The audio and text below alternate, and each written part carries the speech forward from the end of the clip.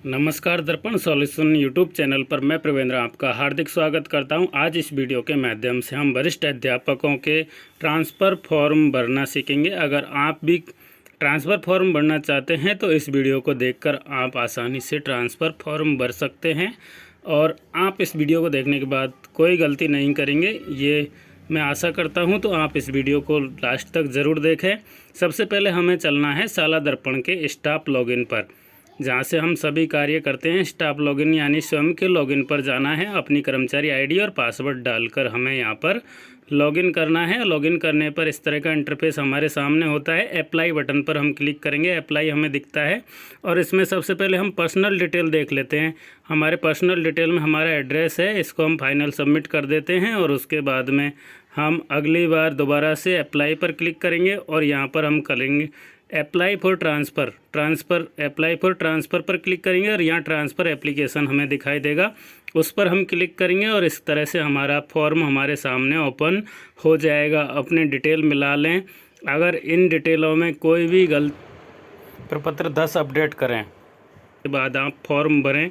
यहाँ पर प्रथम नियुक्ति तिथि, वर्तमान स्थान पर कार्य ग्रहण तिथि, सेवानिवृत्ति तिथि, ये सारी जानकारी आप प्रपत्र 10 में अच्छे से भर लें और उसके बाद ही आप इसको फॉर्म को आगे भरें। प्रपत्र 10 आप एक बार अच्छे से चेक कर लें और उसके बाद में आप ये सारी एंट्री चेक करने के बाद में अपना फॉर्म भरेंगे। तो यहाँ पर आपसे पूछा जा रहा है आपकी परीक्षा काल समाप्त हो चुका है तो यस करेंगे और यस करने के बाद में परीक्षा काल समाप्ति की तिथि हम यहाँ पर भरेंगे। फिक्सेशन की जो डेट है वो यहाँ पर भरेंगे और आगे टीए अगर प्राप्त हुआ है तो यस करेंगे और नहीं प्राप्त हुआ है तो नो करके उसको आवेदन करें पर हम क्लिक करेंगे। क्लिक करते ही हमारे सामने स्थानांतरण हेतु आवेदन ओपन हो जाएगा और इसके अंदर हमें ऊपर जो है लाल कलर में महत्वपूर्ण सूचनाएं दे रखी हैं, उनको अच्छे से पढ़ लें। एप्लीकेशन आईडी, एनआईसी आईडी और एप्लीकेशन डेट, खुद की जानकारी है। यहाँ पर किन किन विद्यालय में हम रहकर आए हैं उनकी डिटेल भी है यहाँ पर। और उसके बाद में यहाँ पर इस तरह से पूछा जाएगा कि आप टीए का भुगतान हाँ या ना। उसके बाद में आप टीएसपी में आते हैं तो टीएसपी पर क्लिक करें और नॉन टीएसपी है तो नॉन टीएसपी पर क्लिक करें। उसके बाद में स्वैच्छिक ग्रामीण सेवा के नियमों में आते हैं तो हाँ करें, अन्यथा नहीं करें। इसके बाद में यहाँ पर आवेदन जो विशेष श्रेणी में स्थानांतरण चाहते हैं उसके लिए ऑप्शन दिया गया है।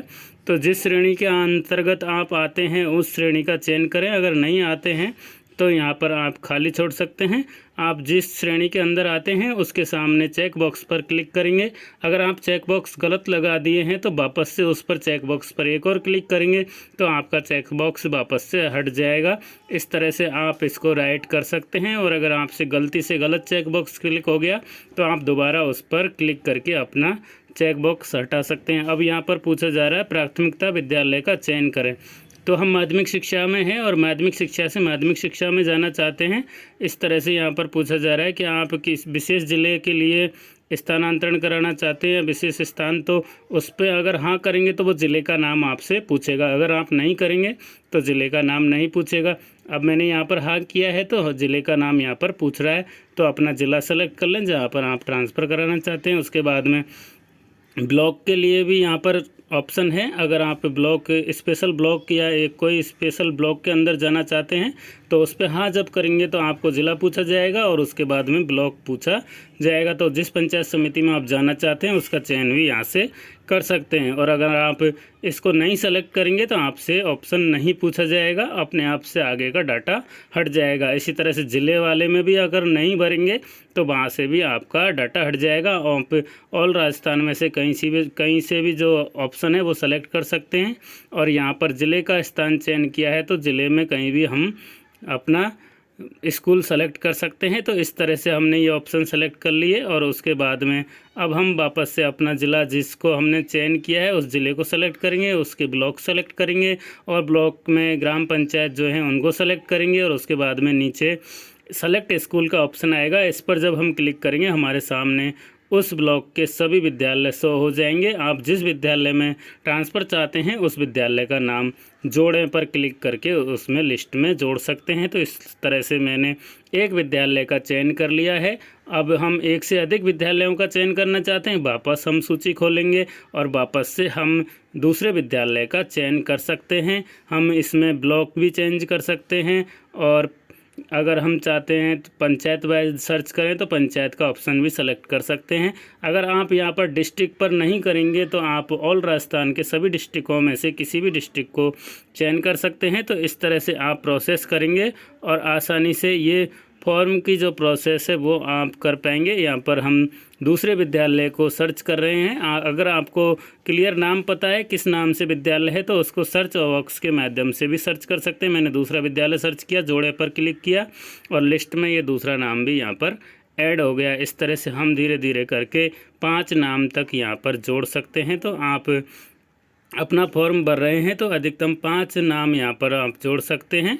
इस तरह से आप डिस्ट्रिक्ट चेंज कर सकते हैं। अगर आपने एक डिस्ट्रिक्ट से चयन कर लिया है तो दूसरे डिस्ट्रिक्ट में भी चयन कर सकते हैं। अगर आपने ऊपर स्पेशल डिस्ट्रिक्ट नहीं भरा है, अगर आप ब्लॉक सेलेक्ट कर रहे हैं तो ब्लॉक के अंदर के स्कूल ही भरने हैं। तो इस तरह से आप जो भी ऑप्शन सेलेक्ट करेंगे उसके हिसाब से आपको ऑप्शन प्राप्त हो जाएंगे और उनमें आप ये सारा जो है यहाँ पर लिस्ट से इस विद्यालय का सिलेक्शन कर सकते हैं। और अगर आपको ज़्यादा इसके बारे में जानकारी चाहिए तो इसके होम पेज पर, स्टाफ विंडो के होम पेज पर यूज़र मैनुअल दिया गया है, जिसमें ट्रांसफ़र यूज़र मैनुअल दिया गया है, उसको भी आप रीड कर सकते हैं। तो वहाँ से आप उसको डाउनलोड कर लें और उसको एक बार पढ़ लें, उसके बाद में आप इस फॉर्म को भरें। तो इस तरह से यहाँ पर मैं एक एक विद्यालयों का चयन कर रहा हूँ। और अगर हमें ये हटाना है, गलत चयन हो गया है तो विद्यालय के नाम के आगे एक्शन के अंदर हटाएं दिया हुआ है और यहाँ पर जब हम क्लिक करेंगे तो हमारा गलत चयन का विद्यालय उसको हम हटा सकते हैं। जैसे मैंने क्लिक किया, क्लिक करते ही ये डाटा यहाँ से हट जाएगा। मैंने अभी 2 विद्यालयों को हटा दिया क्योंकि ये आपको मैं बता रहा हूँ। तो इसमें इस तरह से आपने अगर गलत चयन कर लिया है विद्यालय तो आप वापस से विद्यालय हटा सकते हैं। और उसके बाद में और भी आप चाहते हैं विद्यालय जोड़ना तो आप जोड़ सकते हैं। अगर आपके पास कोई विशेष उपलब्धि है तो उसका उल्लेख यहाँ पर कर सकते हैं और उसके बाद आवेदन करें पर आप क्लिक भी करके फॉर्म सबमिट कर सकते हैं। यहाँ पर हम दूसरे विद्यालयों का चयन करना चाहते हैं तो यहाँ से दूसरे विद्यालयों का भी चयन हम कर सकते हैं। इस तरह से हम डिस्ट्रिक्ट सेलेक्ट कर लेंगे और उन डिस्ट्रिक्टों के अंदर जो ऑप्शन हमारे सामने आएंगे उनका चयन भी हम कर सकते हैं। इस तरह से आप जिन जिन विद्यालयों को जोड़ना चाहते हैं उन विद्यालयों का चयन यहाँ से कर सकते हैं। इस तरह से आप अधिकतम 5 विद्यालयों का चयन यहाँ से कर सकते हैं। तो इस लिस्ट की जो ऑप्शन है इसमें आप 5 विद्यालय धीरे धीरे जोड़ सकते हैं अपने हिसाब से।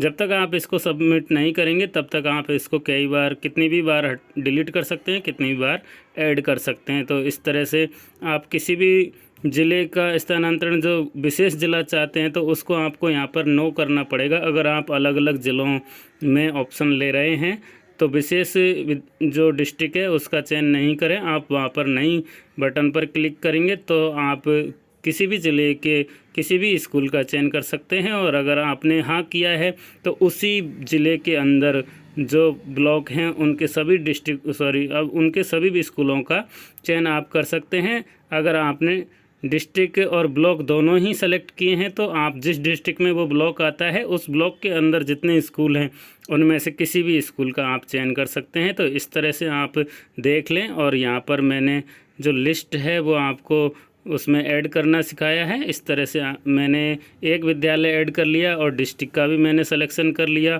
इस तरह से मैं धीरे धीरे करके सभी विद्यालयों का चयन कर लूँगा और उसके बाद आवेदन करें पर मैं क्लिक करूँगा। तो मैंने आवेदन करें पर क्लिक किया है। तो क्या आप आवेदन की प्रविष्टियाँ सुनिश्चित कर रहे हैं? तो इस तरह से आप इसको अच्छे से पढ़ लें और आगे सबमिट कर दें। यहाँ पर आपका क्रमांक दिखाएगा और ओके बटन पर आप क्लिक कर दें। इस तरह से आप आसानी से ये फॉर्म भरकर कंप्लीट कर चुके हैं। ये हमारे सामने स्थानांतरण का आवेदन कंप्लीट हो चुका है। यहाँ पर application ID, NIC ID, date और हमारी सारी डिटेल और भरा हुआ फॉर्म हमको दिखाई देगा, जिसमें विद्यालयों की सूची भी हमें दिखाई देगी। इस तरह से हमने विद्यालयों की सूची बना ली और अब हम इसको प्रिंट करके हमारे पास रख लेंगे। हमारा ये आवेदन कंप्लीट हो गया है। इसकी पीडीएफ भी बना के रख सकते हैं आप, या फिर आप इसको प्रिंट कर सकते हैं अगर आपके पास प्रिंटर उपलब्ध है।